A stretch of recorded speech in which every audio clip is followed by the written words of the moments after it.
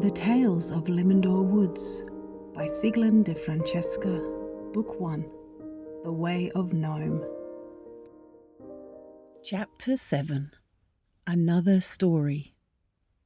"Well, there isn't that much to tell," said Gilly. "You can be sure that my story is quite different from Mossy's, though. When I was a child in my donsy village, I already knew that I wanted to become a gardener, the same as my parents had been. So when my travelling bag was packed, they gave me a generous collection of seeds and a nice new hand shovel, and they taught me that whenever I found an area where I thought I might want to settle in, I should always consult with any of the bees who lived nearby. After walking south for many days, I did happen across some very busy bees. They were all a bumble about a lilac bush that had just begun blooming.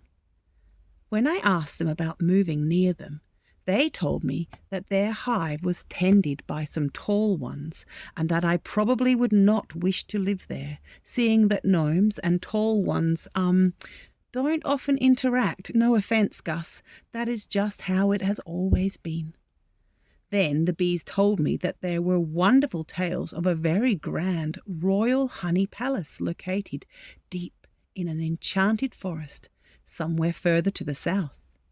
When I heard that, well, you can imagine just how thrilling it sounded. So I continued my travels and at length came to a wide meadow. There I happened across a kind rabbit who told me that I had come, in fact, very near to those same fabled woods. Recalling that I had recently passed a wild rose bush, I backtracked to pick a blossom. It is well known that the very best way to meet new bees is to carry a flower gift. I must say carrying it was a bit of a challenge, because that rose was so large I had to hold the stem so that the flower bobbed awkwardly up high above my hat, he described. As Gus was listening to this part of the story, he started to snicker. The thought of Gilly walking about with a big flower like an umbrella was so silly. But then he quickly hid his smile with his hand, for he remembered the first golden rule of Gnome. Do you remember what that is? That's right, to be kind. It occurred to Gus that by laughing at Gilly, he might have hurt Gilly's feelings, and he certainly did not want to do that. He would have to ask Mossy's opinion about that when he saw him again. Gilly continued. "Well, I quickly crossed that meadow and found myself at the edge of an old and dark forest. I cautiously made my way into it, not being sure what I would find there. Remember, the place was supposed to be enchanted. Well, I took several brave steps forward, and when I stepped out from under a particularly dark fern, I found that I had entered a simply splendid place. Birds sang sweetly, the sun dappled the ground as it peeked through the treetops high above, and the moss on the path was particularly soft and smelled so beautifully fresh. So, Gus, where do you think I was?" "I bet you had come here to Limindoor Woods," replied Gus, quite proud to have figured it out so quickly. "Right," said Gilly, "and no sooner than I could have said a hobbity-hoy, a very presentable honeybee flew right up to me." "And that was Honeybee?" offered Gus. Indeed it was. She introduced herself and welcomed me to Limindoor Woods. Of course, since I had brought that rose with me, I presented it to her. She asked very politely if I would mind carrying it to the royal honey palace, for with it she planned to make some very special royal rose jelly for her queen. As we made our way there, I briefly told her my story, how I was hoping to start a garden someplace nearby. Hummy suddenly became so excited that she flew around and around me in dizzying circles. "Oh, Gilly Gnome," she said to me, "I know just the place for you. After we take your special rose gift near the palace, I must take you there." Well, we both sped up. I left the rose at the root of a giant old oak tree that was just humming with a cloud of golden honeybees. One could see where they flew in and out of the palace, way high up in a deep hole in the tree's trunk. Then Honeybee flew so fast in another direction I had to run to keep up with her.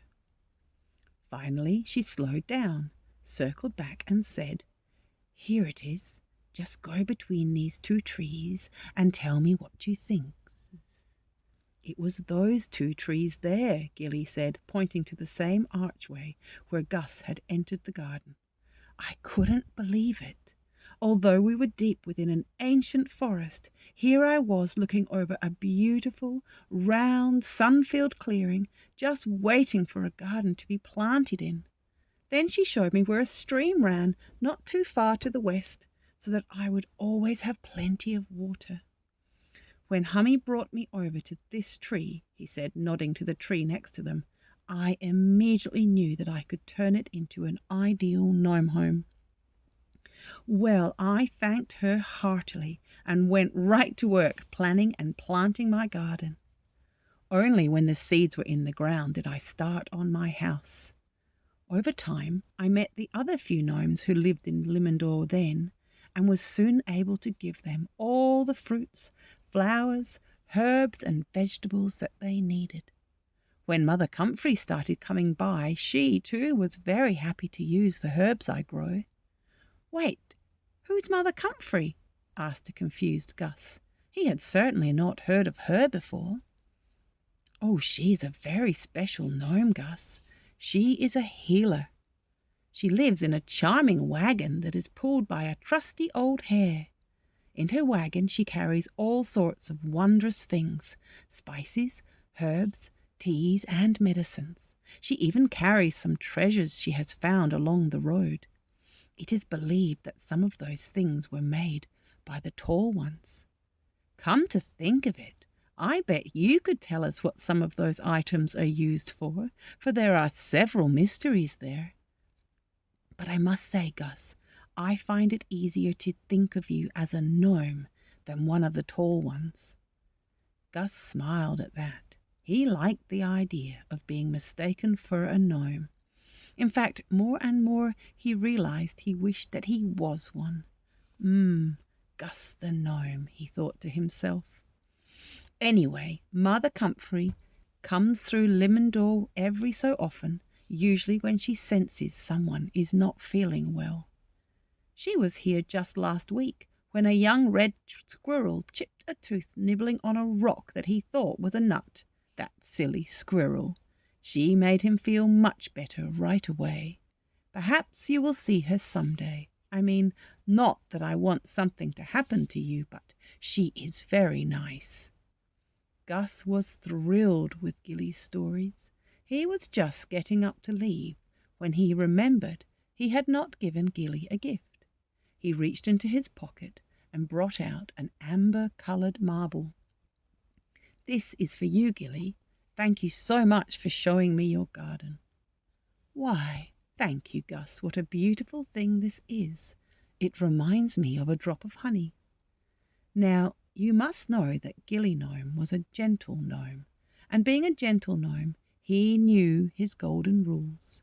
So even though he was very curious what that shiny ball was and what it was used for, he would never ask Gus outright for fear of offending him. Maybe he would ask some other day when he knew Gus better. "Oh, talking about honey, I forgot to tell you about the honey festival," said Gilly, as he led Gus towards the garden arch. "After my first garden blossomed, the bees in the royal honey palace had made so very much honey that the queen announced that there must be a honey festival to celebrate the harvest and to share some of the wealth. Then the queen continued by stating that if the gnomes of Limindoor Wood cared to come to the palace, each may fill an acorn shell with some of the treasured honey that the bees had made that year. Well, we did just that, but we found that we first had to build steps up the side of the tree to get to the honey, of course, and that took a while, but after that, what a party we had. We had a fine picnic at the roots of the palace tree, and there was music and dancing. A couple of raccoons showed up because they like honey too, and just because it was a special festival, A bit of honey was left on a log some distance away for the ants to enjoy.